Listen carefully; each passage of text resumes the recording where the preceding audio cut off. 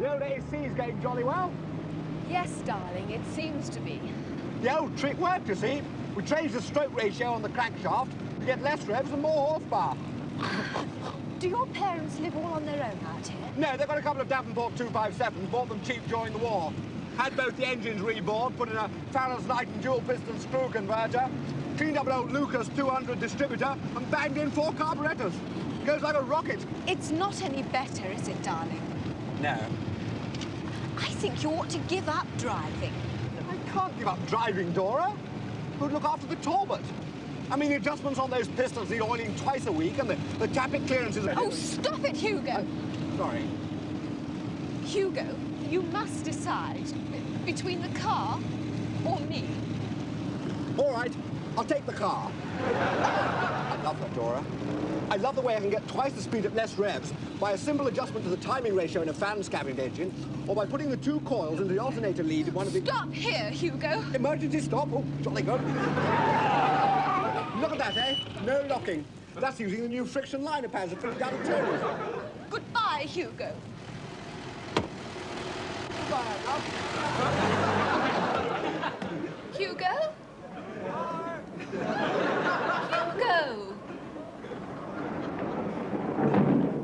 Oh, Hugo!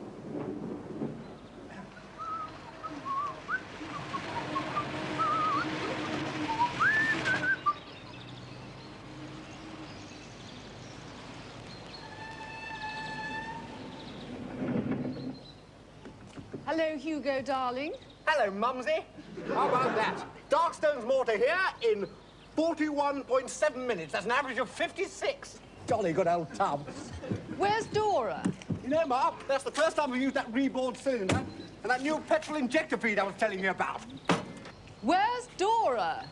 She got out on Darkstone's Moor. She got out on Darkstone's Moor? Yes. I think that's what made all the difference to the average. You know, I once remember taking the Morgan out on the Brooklands track with old Tiny Townsend. 2 of us up, could only squeeze 50, and that was with a twin exhaust. Yes, dear, how interesting. Clive, Dora's out on Darkstone's Moor alone. She's what? Hello, Father. I'll kill him. Not now, Daddy. He's very bad today. We'd better call a doctor. Hey, come and see this new manifold. Now I've cleaned it all up. Call a doctor? What he needs is a damn good thrashing. Clive, please. He needs the skin taken off his back with a triple-thonged bamboo back leather strip. That's what he needs. Remember what the doctors in London said. Doctors? What doctors need is a damn good flogging. You know what the Ottoman Turks used to do with loonies? He's not a loony, Dada. To tie them to trees, beat them senseless. They didn't stand for any nonsense. Hugo, come and lie down. It's been a long journey. Well, don't you want to see the remold on the cylinders? It's a super little job. Let me just kick him.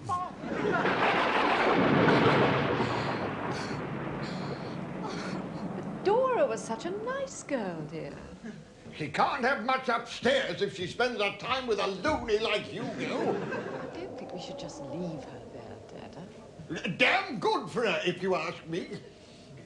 You know what the Malays used to do to find out if a man was really a warrior or not? They used to tear out his... That'll be Charles and Ruth, dear. Damn pair. Come to ruin me weekend again, I suppose. They've come all the way down from London for your birthday, Clive. The least you can do is to be civil to them. They only come down to see whether I'm dead or not. I'll be upstairs if they want me.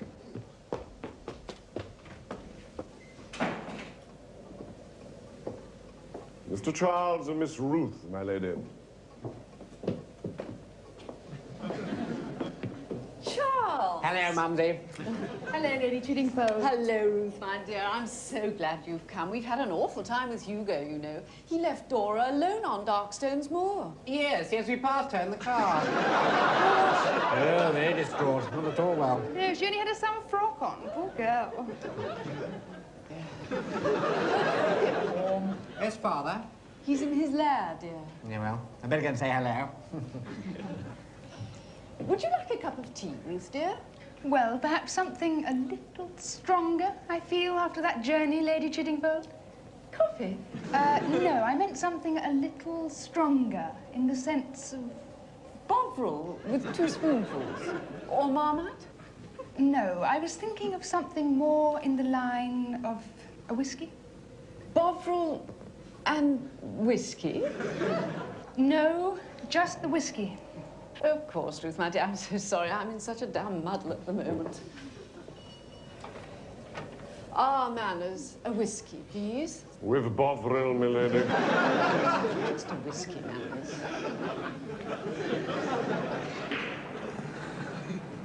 Hello, Father. Hello, Charles.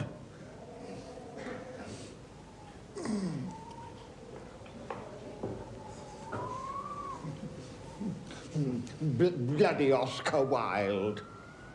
What did you say, Father? Bloody Oscar Wilde. Oh, yes, yes, yes. And how's the Foreign Office? Oh, not bad, really. We've finished painting the Whitehall side, and we start on the West Front next week.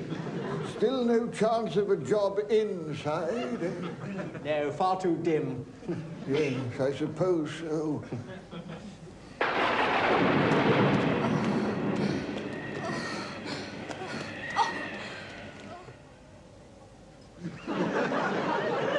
No, Manners. Whiskey in a whiskey glass. Yes, milady. The gardens are looking delightful, Lady Chiddingfold. Oh, yes, they're all over 60, you know. Knowles is 97. Took him 13 hours to pull up a weed the other day. Of course, Clive wants to have them neutered. No, I said the gardens. Your whiskey at last. Shall we join the men upstairs? George Baker? Yeah. I was saying to Lady Chiddingfold how fine the grounds were looking. She certainly has the green fingers in this family. The only man with green fingers I ever knew was Tula Moran of the KOLI. He was beating some chappie in Burma for breathing too regularly. Not now, Clive. You know, he was one of the few men I know who was squeezed to death by an anaconda. All these innards. Dear, listen to that wind. Going to be a hell of a night if you ask me.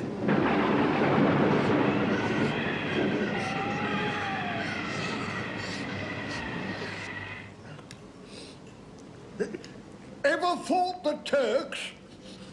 Vicious Johnnies. There was this fella who was obviously some sort of commander waller. Big chap. Boils all over his forehead. He orders the whole platoon to get out their bayonets. Then he gets them to pull back their own fingernails, one by one, and put quicklime. What's the matter with her? No, it's nothing, Father. She's just a touch squeamish, that's all. Squeamish? It wouldn't have done me any good to be squeamish. We didn't have any time for that squeamish nonsense when you're fighting next to a fellow with both his knees hanging off. You can't afford to start getting squeamish. Hello, all. You never told me I was missing supper. Hugo, darling. My God, here comes the family loony. Hello, Charles. Hello, Ruthie. Father, you know you used to have one of those Barracuda 8-cylinders with an overhead camshaft. Hugo, don't bother your father now. Go back to bed and have a nice rest. Well, the other day, I was trying to realign the cylinders on the old AC, you know, soup it up a bit. And apparently the easiest way to do it with an overhead camshaft like the one you've got... Oh, go away! Hugo, to bed, please. ...is to realign the throttle control. Hugo, please, you're not well. I'm all right, Mumsy. Don't worry about me. Of course you're not all right, you idiot. Manners. Help me take Master Hugo back upstairs, please. Yes, milady. Give him a damn good throttling. Oh, that's what I mean. It's all in the throttle. An extra half-yard of cable attached direct to the carburetor feeds and aligned at an angle to the distributor head increases the compression ratio, and if you readjust the connecting rod... What a disaster. I'd rather have a box of fish than a son like that. Looking forward to your birthday tomorrow, Peter? No. The trouble is, Mumsy, that on the specification there's a black lead to the distributor and a red lead that Yes, just rest, dear. Do you think I'll ever get over it, Mother? I hope so, dear. Just keep eating lots of fruit. Oh, no! That'll be your father being murdered. What's happened? Dada's been murdered. Oh, dear. But how? I don't know, I didn't see who did it. I was over at the wall in the end, seeing there was a secret door in it, and suddenly I heard a shot, and I came over here and turned around he was dead. Well, perhaps he shot himself. Yes, that's probably it. Well, I can't see a gun anywhere. Perhaps he shot himself, and then threw the gun out of the window. There's suspicion of the gardeners or something. He's been shot in the back. Oh, Mumsy, who would have wanted to kill him? We all would, dear. You know that. Yes, I suppose so. Milady, Yes, Manners? it's Miss Ruth. She is dead as well, Milady. Oh, not now, Manners, please. Yes, Milady, I just thought you'd like to know. Yes, I do appreciate it, Manners, but with my husband just being murdered and having Hugo in bed and everything. Can we read the will now, Mumsy? No, dear. Look, darling, we must get it sorted out in here first. How many people are dead? Well, there's Daddy, Yes, that's one. and poor old Ruthie. Yes, that's right, two. And what about Hugo? Hugo's not dead. Well, he's not very well, is he, Mumsy, you know? Well, Yes, but I only want to know who's actually dead, dear. perhaps I'd better pop upstairs and check on Hugo. He's awfully quiet. All right. But don't give him a shock, dear. Don't tell him what's happened. Oh, no. I'll be ever so careful. Manners, Yes, Milady? go and check the gun case immediately. Yes, Milady. Oh, and Manners, Yes, Milady? tell Edith we'll only be 3 for lunch tomorrow. The telephone, Milady. Yes, thank you, Manners.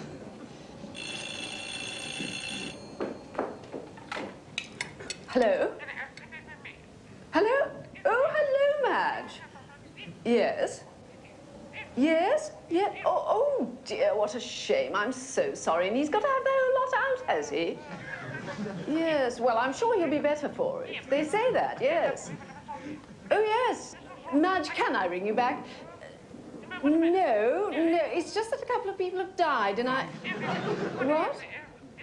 No, one shot, one drowned, I think. Yes, it is a shame, yes. Yes, Clive was one of them. Shot in the back. Afraid so. Oh, yes, it is. Oh, yes, well, he was 87. Look, Madge, I really must... What? No, I'm sure it's better Frank had it out. Yes, at least he'd be able to sit down properly again. Yes. At the cottage hospital? Oh, yes, they are very nice. Yes, I'm sure. Look, Madge, I must dash. I've heard another... In a ward of his own. Oh, yes, that's so much nicer. Oh, yes, quite. Look, I must dash, really. Now, Madge, I think someone else has been... What? Yes, of course I can. I can give you a lift. Right, yes, at 3 o'clock outside Lewis's. Bye. Mumsy, it's just as well I looked. Hugo is dead. Hugo's dead? Yes, I didn't see who did it again. I was talking to him 1 minute, and suddenly I looked under the bed to see if there was a trapdoor leading to a secret passage underneath the house, and I heard a shot. And I looked up, and there he was, Hugo, Dada's eldest son, who stood to inherit everything. Dead. Definitely dead. Shall I call the police, my lady? It may not be necessary, Manners. No, I don't think there's anything the police can do. Waste of the ratepayers' money, really. Will you leave us for a moment, Manners? Yes, my lady. Charles, Yes, Mumsy Pie? I'd rather keep this in the family, if you don't mind. No, yes, quite agree. Don't want any... So be completely honest with me. Did you kill them, Charles? No, of course I didn't, Mumsy. You killed Aunt Mabel, dear. Ages ago. What was that? Dear, what on earth can that be? It's 12:30. Jehovah's Witnesses?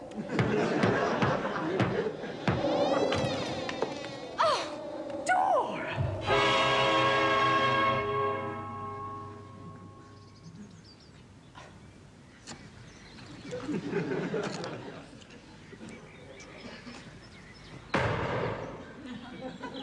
Charles? Charles, dear, have you been murdered? No, Mumsy. just cleaning one of Peter's old 12 balls and it went off. Oh, dear, it gave me quite a shock. Thank God it didn't hit anyone. Well, it did hit someone, Mumsy. Who, dear? Hugo. But Hugo's dead already, dear. Yes, that was a lucky thing. Oh, well, do take care, dear. If I were you, I should put them away. Who? Manners and Dora? No, the guns, dear. Frightened of the police, eh, Mumsy? No, of course not, dear. I just don't want anyone else to be murdered, that's all. Who are you ringing up this morning, Mumsy? You must know, I was phoning up Dr. Farson. Who's Dr. Farson? Dr. Farson is a very clever doctor from Inverness, and he happens to be an old friend of your father. He's agreed to see Dora and perhaps help find out who killed your father and poor Hugo. Oh, Mumsy, it doesn't matter who did it. The fact is they're both dead. Hugo, definitely. I think we ought to open the will and see how much money and land we're all getting so I can go back to London on Monday. I know how busy you are, Charles, darling, but I can't actually let all these murders go by without doing something, and Dr. Farson is a very clever man, and what's more, he'll be discreet about it. Now, please go and put some things on, dear. Well, he'll only say they've been murdered, and you know what that means. Well, let's see, dear. He may find it isn't murder. They might have fallen on the bullets or something. No, I know. They'll all look at me as though I murdered them. Just like they did with Aunt Mabel. Well, you did murder Aunt Mabel, dear. There you go, Mumsy. Even you're holding it against me. I'm not holding it against you, dear. Now, please go and get ready. I'm coming in as soon as I finish this dreadful week. I think we ought to bury them in the garden and get on and read the will. You can't just do that sort of thing, dear. You need coroners and funerals and things. Why? Why do you need funerals? People like funerals, dear. We didn't have a funeral for Aunt Mabel. Well, you all know why that was, dear. Well, why? Why do we not have a funeral for Aunt Mabel? We couldn't find her, dear. We found most of them. Now, Charles, please, I'm not going to have to speak to you again, please, really. I'm going to open the will. You can't do that, Charles, dear. Why not? It's in London, at the solicitor's. All right. I'll give him a ring. Oh, you're worse than your father.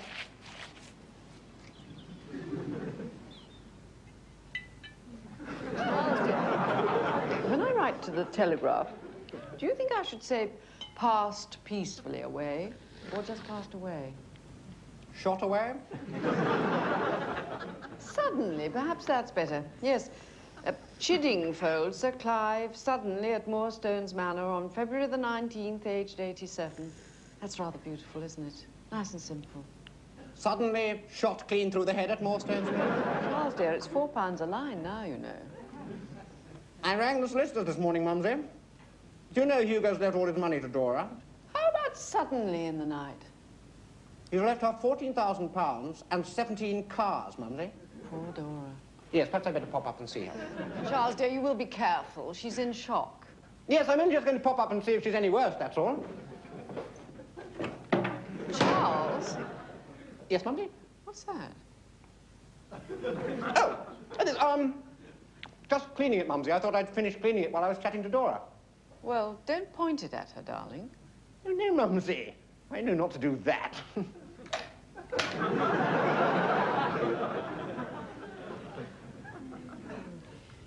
Very suddenly in the night. All right, Manners. Yes, milady. Dr. Farson, I'm Lady Chiddingfold. Welcome to Moorstones Manor. Your husband told me so much about you. It really is most kind of you, Dr. Farson, to come all this way from Inverness. Madam, had I realized how beautiful my hostess was to be, I'd have crossed the 7 seas themselves to get here. I'd have fought wild beasts and flown through time itself. Charles! Sorry. That's Charles, I'm afraid. He has a thing about doctors. Oh, yes. Hello, Charles. Your father and I were in the army together. Sorry. Just cleaning it. Fragment of bullet got stuck in the end of the barrel. Dear, is your shoulder all right? Don't worry about me. It is as nothing compared to the pain I feel in my heart. Can we go upstairs to an empty bedroom? I love you. I can't wait. I've got everything.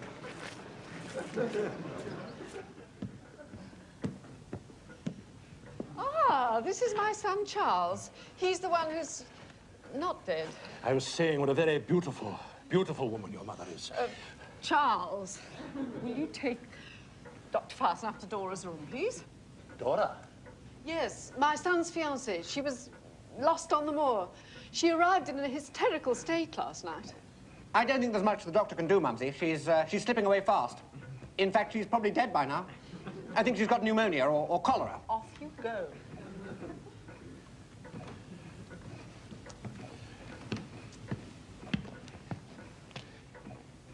I will be back. Yes. When you finish, there are some other people to see.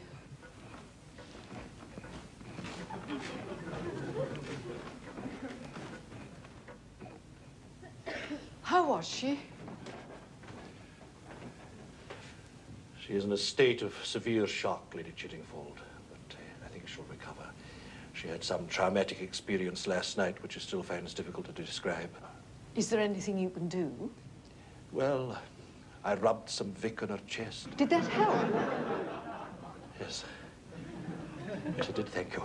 Now, if we just go in here. This is my eldest son, Hugo. Oh. Oh, he's been shot quite recently. He was shot last night and then again this morning. Oh, was he? By mistake. Now, he's dead, isn't he, Doctor? I mean, he's not going to recover, is he? Charles, No, he's quite severely dead. I think I'll go and sit with Dora. Well, why don't you stay with us, Charles, dear? No, I think someone ought to be with her, Mumsy, during her last hours. And over here is my husband.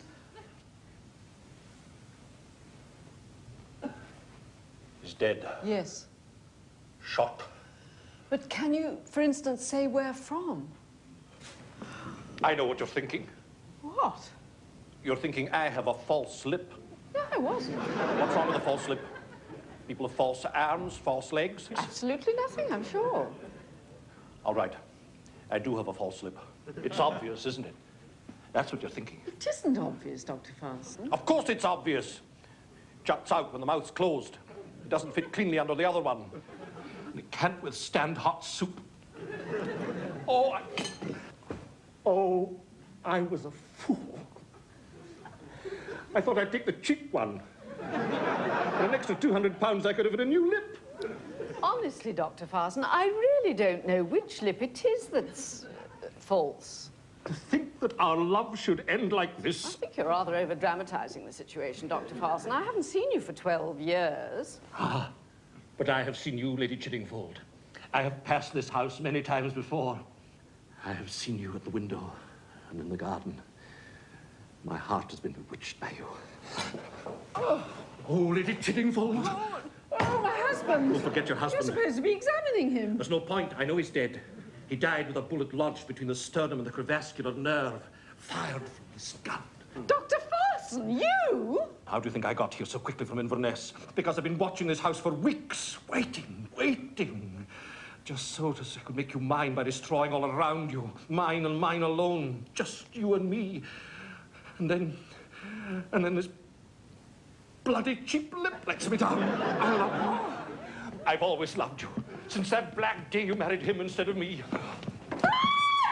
Farson, I can't bear being touched. Lady Chillingford, if you reject me, no one else shall have you. All right, you. Drop that gun.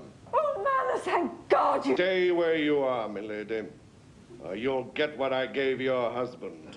Manners? Yes, manners, milady. Your polite, humble, obsequious little lapdog, Manners. Manners, who opens doors and tells his master and his mistress when the telephone rings. Well, that's why I decided it was time someone waited on me, someone listened to me for a change. And that's why I killed him, and that's why I killed Master Hugo.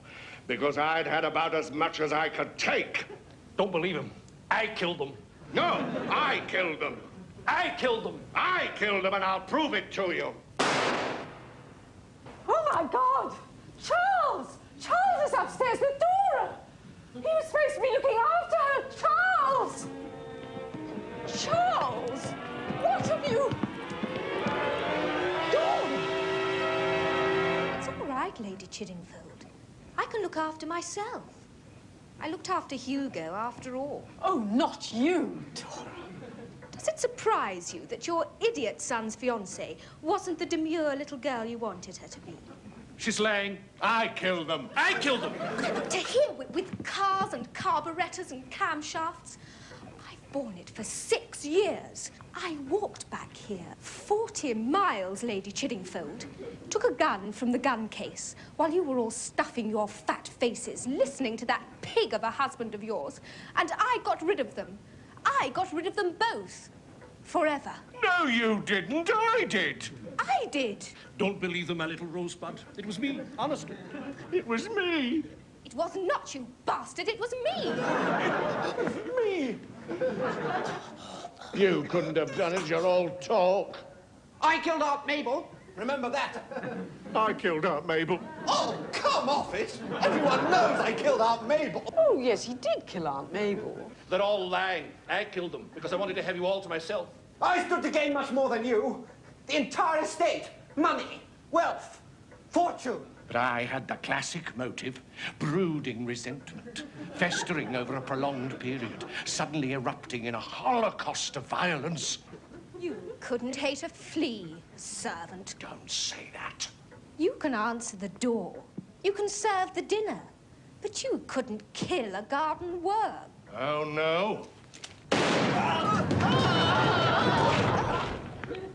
Well, anyone can do that.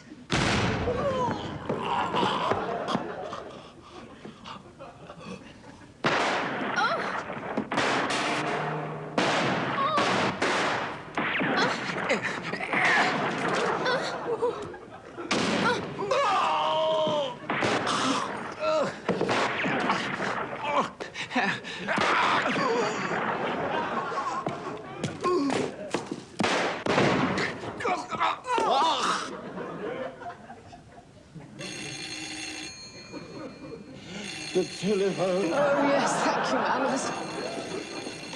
Oh, hello. Oh, hello, Madge. Oh, has he? Oh, good. Look, Madge, I really haven't got a moment. Can I ring you back? No. No, I didn't know you were in love with him. You what? Oh, no, Madge, you can't have done. Now, Madge, really, 4 people have already confessed. There isn't a...